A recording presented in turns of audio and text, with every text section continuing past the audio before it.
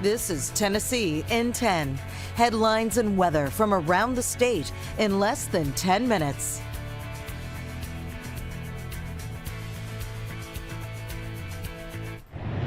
Good morning. I'm Amanda Hara at WSMV in Nashville. The father of a Titans football player is dead after a home exploded in North Carolina on Monday night. You're seeing some of the images of the aftermath here now.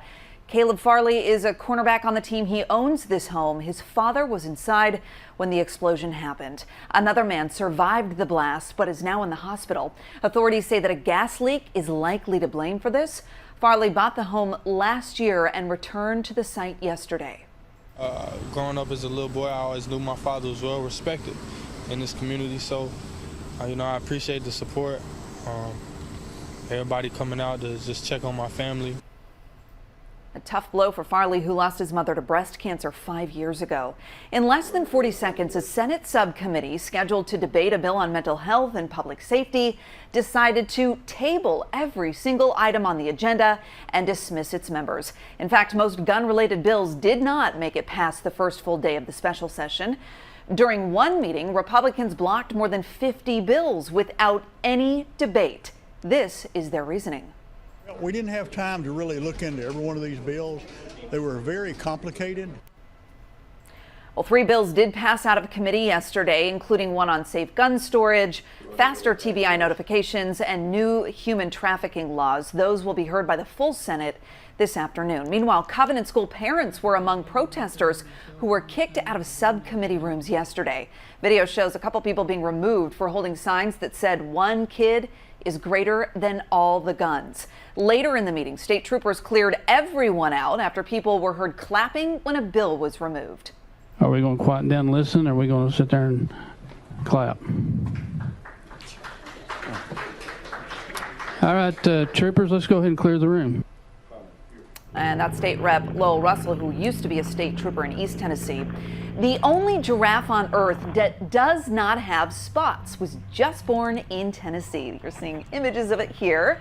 So far, Bright's Zoo in Limestone, which is out east, has not named her yet. They're letting you vote for a few different options. Here are your top stories from the Mid-South. Body cam footage in the death of Jarvion Hudspeth could be released as early as this week. Shelby County District Attorney Steve Mulleroy says his office is changing practices so they can release relevant video sooner. The 21-year-old was killed in June by a Shelby County deputy in Raleigh. DA Mulleroy says his office is working to be more transparent about fatal cases, especially where body cam footage is involved. And the Shelby County Sheriff's Office is reminding drivers across the area that school is back in session and to slow down in school zones.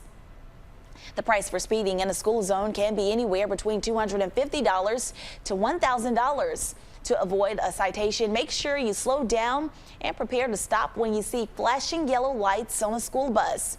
Both sides of the roads should stop when the bus's arms are extended and the lights are red. Only vehicles traveling in the same direction of the bus should stop if you're on the highway. Regardless of the sign, if you see children walking, be a responsible driver. Be patient. I know oftentimes we're rushing in the morning trying to get to work, trying to drop our kids off at school. So sometimes, trying to go around the sign real quickly, it's a poor decision to make. Make sure to be proactive with safety and remind your children to look both ways before crossing the street at a bus stop. Those are your headlines from the Mid-South. Well, good morning. I'm Casey Wheelis in the WVLT newsroom. An exciting day on UT's campus. It is the first day of class for students at the University of Tennessee. This year, the university says it's seen their largest enrollment of students ever. More than 35,000 students are enrolled this semester. It's a couple thousand more than last year. I am super excited. I'm a little nervous because the first day always feels kind of like hectic, figuring everything out, but I'm really excited to get into my field and get into a smaller classroom so I can meet new people. Yeah, this year, the university also added 3 new colleges: the College of Public Policy and Public Affairs and the College of Music, and College of Emerging and Collaborative Studies. Well, it's known as the vine that ate the South, and now one East Tennessee brewery is turning the invasive plant into a cold drink. Crafty Brewing in Knoxville is introducing a new beer. It's featuring kudzu. Crafty says the beer comes from a collaborative effort with the Museum of Infinite Outcomes. The museum says they have a lot of kudzu in their gardens and thought it would be fun to find a creative way to get rid of it. It's had a huge response every year that we've done it.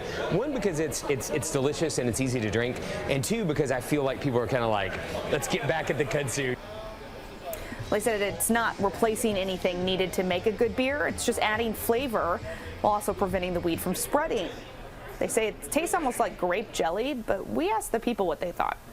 It is a very light, easy drinking beer with flavor though. So you still get that fulfilling out of the beer. You get that flavor out of it. Yeah. Well, this is the second year that the brewery has made that beer. And one of Knoxville's Dollywood's most popular events, the Great Pumpkin Illuminates, is getting national recognition. The special event is now nominated for the USA Today 10 Best Award for Best Theme Park Halloween Event. The contest runs until noon on September 18th. If you want to help, you can vote on the Dollywood website once per day.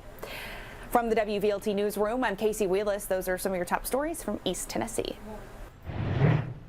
Dangerous heat and humidity expected to continue across the state all the way through the start of our weekend. Now, these heat alerts we've been talking about, heat advisories that are in effect across central portions of Tennessee from Nashville down through Lawrenceburg, and now back into West Tennessee, we have excessive heat warnings from Memphis, Jackson, and Tiptonville. These are the best areas to see the heat index between 105 to even up to 115. But even in East Tennessee, Chattanooga, Knoxville, Cookeville, it will still feel like we're near, if not just into the triple digits. High temperatures well into the 90s today.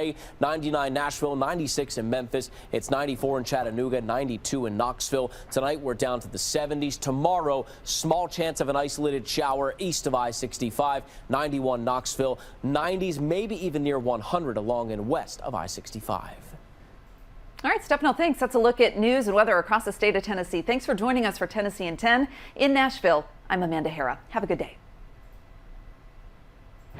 This is Tennessee in 10. Headlines and weather from around the state in less than 10 minutes.